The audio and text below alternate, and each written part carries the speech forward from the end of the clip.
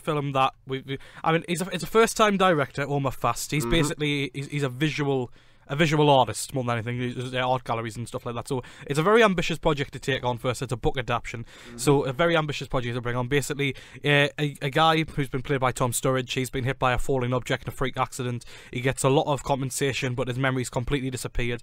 All that's left is sort of fragmented images, like a boy at the top of the stairs, and he doesn't really know how to get that around. Using his wealth, he decides to buy a block of apartments, and he populates it with sort of all these actors to play out the scene again and again and again to help him jog his memory. But as he slowly jogs his memory, he gets involved with more reenactments that grow increasingly complex, including a crime scene which is still yet to be which involves around a real crime which is still yet to be solved, and it sort of gets more and more deep and sort of philosophical from there.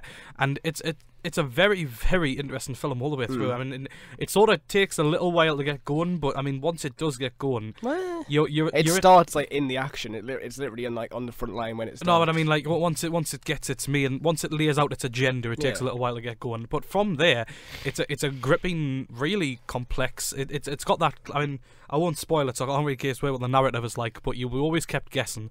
You know about as much as Sturridge does, to be honest, as much as he understands. I mean, as he's led through, he basically acquires a fixer, which is played by Arsher Ali. He's basically like gloriously deadpan. He's sort of like dealing with sort of how to get all the reenactments perfect so he can help jog his memory.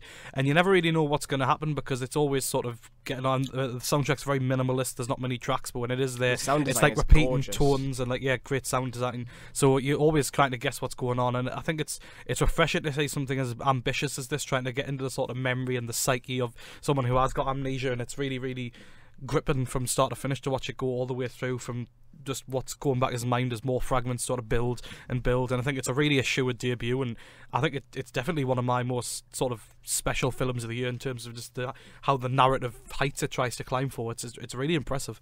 It's a weird one, like I second guessing all the way through. Just I always felt a few steps behind, and I quite liked that.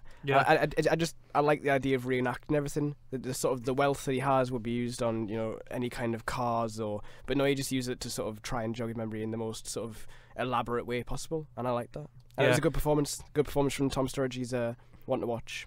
I mean, I think I love as well how the fact that it's just sort of full of all these like obscure images and sort of like repeating themes that it tries to go through all the way through, and I think that it looked pretty high budget for something that was presumably quite low budget. Definitely. It's like looking into this amnesiac's mind. It's like it's more of a character study as well. It was quite some rather hypnotic sequences. Definitely, as well. That's remained. That's at the Tyneside now. It's very good.